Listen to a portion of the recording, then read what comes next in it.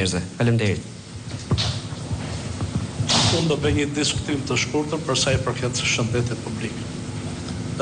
Shumë i bukur programi dhe të gjitha pikat ishin kapur interesante dhe që nga edukimi i konsumatorit, edukimi i popullatës që është shumë e rëndësishme, por desha tosha në këto grupet e inspektimeve të AKU-s ekipi duhet përbëhet nga 3 burime njerëzore.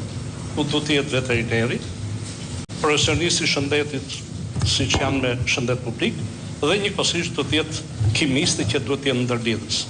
Sepse aktualisht sot janë të gjitha profesionet dhe nuk është asnjë nga këto lloj profesionistët në këto grupet e inspektimit. Dhe tjetra, një kryeinspektor nuk e njeh publiku gjë, nuk e njohim mas ne, nuk e njohim kush është kryeinspektor. Dëgjojmë emrin, por ne nuk e shohim që në fund të muajit të dali konferencë shtypi dhe të përballet me gazetarët. Kjo është puna që kemi bërë, këto denoncime kemi kapur, këto kemi bërë dhe kështu kemi vepruar. Dhe gazetarët jetë të lirë që të bëjmë pyetje, të sugjerojnë gjitha. Pra, transparenca do të ishte primare në këto institucione. Në të kundërt do vazhdoj vetëm abuzimet dhe në këtë vazhdim si që ka ndodhur.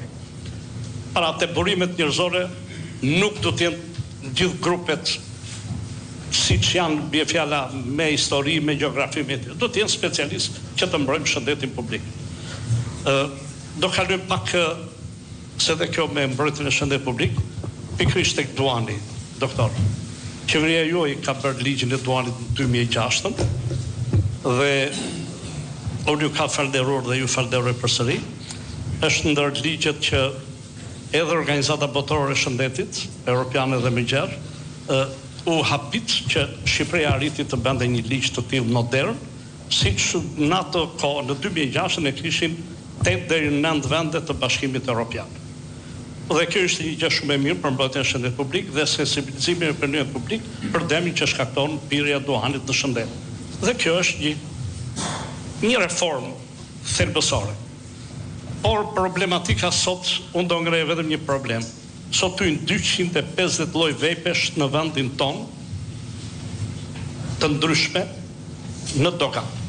Dhe të gjitha këto vepe vijnë nga çdo lloj kompani. Këtu po e lidh me ligjin e barnave që ju keni theksuar, kur hyjnë këto vepe në dogan, ato vijnë me parametra, unë si tregtar bëj një kërkesë siç i ka të prodhuar ai i përgjigjet kërkesës time dhe pra nuk janë reale të dhënat.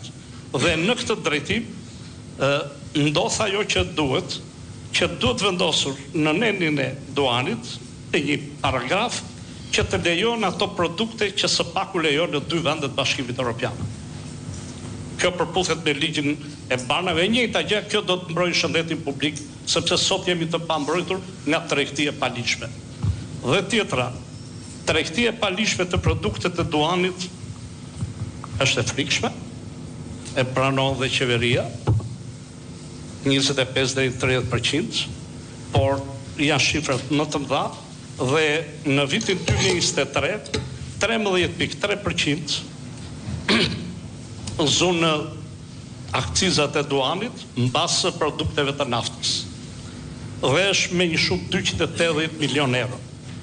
Duke llogaritur nga çdoganimet që ne bëjmë, ka një hapësirë të madhe dhe është një mungesë e madhe në buxhetin e shtetit.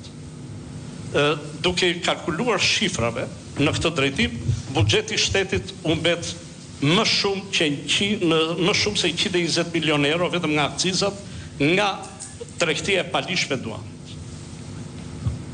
Këto janë llogaritje të specifikuara dhe të bëra tamam bazuar në gjithë shifrat e standardet që janë marrë nga stati dhe nga doganët dhe nga tatimet. Ose në rast se gjithë këto vitet çdo kanohet afërsisht te 3.000 ton, plus minus 50 ton, 100 ton. Ndërsa në 2008, 2009, 2010 janë zhganuar dhe 4.500 ton.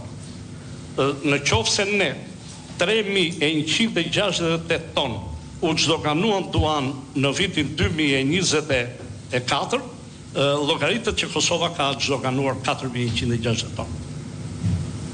Pra, ka një rezervë të madhe për sa i përket buxhetit shtetit. Absolutisht mbi 120 milion. Të vendosë të ekonomi, specialistët gjitha që nuk derdhet në arkën e shtetit. Për sa i përket nuk do zgjatem më tepër në këtë drejtim, por do flasë, është e vërtet që duke qenë si përfaqësues që mbuloi problemet e duanit dhe të alkoolit në Organizatën Botërore të Shëndetit për shumë vite me radhë, në takime që bëni me kolegët tanë të vendeve tjera dhe kolegu rumun dhe bulgar ne kishim rrogat më të larta. Kjo është e vërteta se specialiste romanisë dhe të Bullgarisë në vitin 2008 dhe 2009. Është që vendi ynë doli nga metarët të ulta, sipas Bankës Botërore, dhe kalojnë në vendet me të mesme dhe me të ulta. Kjo na krijoi vetëm, këtë e them edhe pak me humor, na krijoi një precedent që nëse deri në atë kohë ne trajtoshim në gjithë takimet ndërkombëtare dhe kemi patur shumë takime duani dhe alkooli, ne trajtoshim me $360 dita dietë nga OBSH-ja, kur kaluam në këto të ardhura, ne ishim të detyruar që mos merrim dieta nga Organizata Botërore e Shëndetësisë. Unë vetëm për kaq do të thosha.